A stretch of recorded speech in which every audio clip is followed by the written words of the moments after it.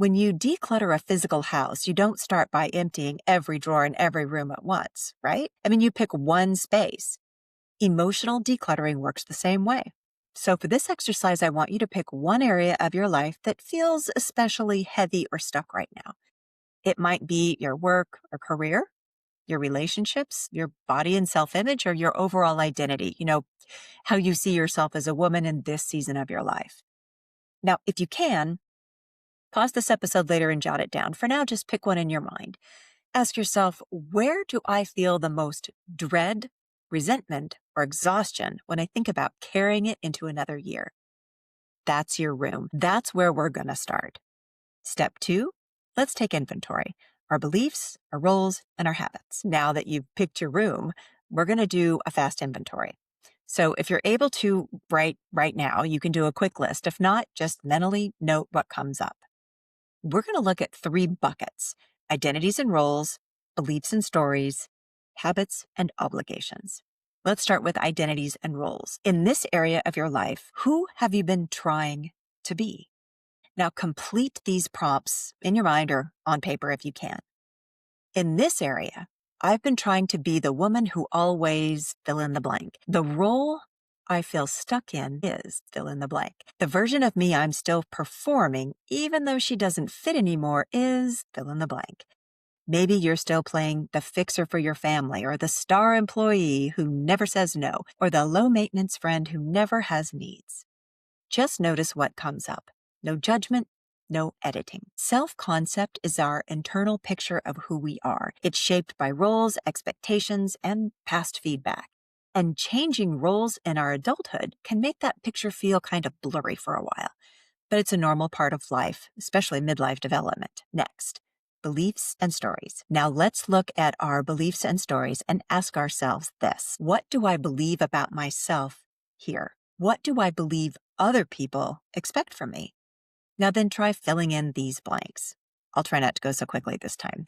Okay, first, a story I keep telling myself about this area is. Next, the sentence that plays on repeat in my head is.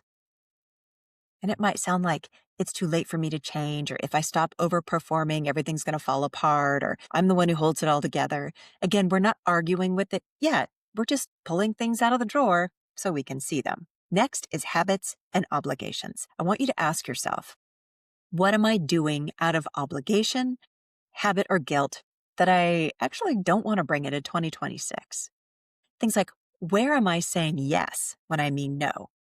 What routines or commitments feel heavier than maybe they're worth? Maybe it's a weekly meeting you don't need to be in, or a group you've outgrown, or the habit of checking email at 10 o'clock at night just in case.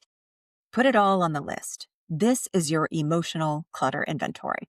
By the way, research on journaling shows that just putting your thoughts and feelings into words can reduce stress and help your brain process what's been swirling around in the background. So even a messy list like this is already doing some quiet cleanup for you. Step 3.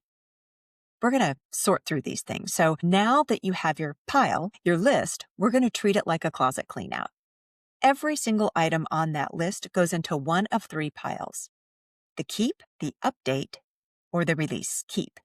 These are some of our identities, beliefs, and habits that still fit us. You're going to want to keep them in that keep pile. Things like you want to keep, I'm a loving friend, or I'm someone who follows through on what matters to me. Those types of things go in the keep pile. Update. Some things aren't wrong, they're just outdated. For example, the old version of you might say, I'm the one who always says yes, or everything falls apart. You can update this by saying, I'm someone people can count on, and I also protect my own energy and time. Now, if an identity or belief feels a little more accurate, kinder, or you've got a better midlife version of it, it can go in the update pile. Lastly is the release pile. Those things that no longer feel like you, or maybe they never really were you.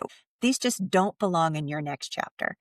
They could be beliefs like, it's too late for me, or I have to earn my worth by over-delivering, or if I rest, I'm failing.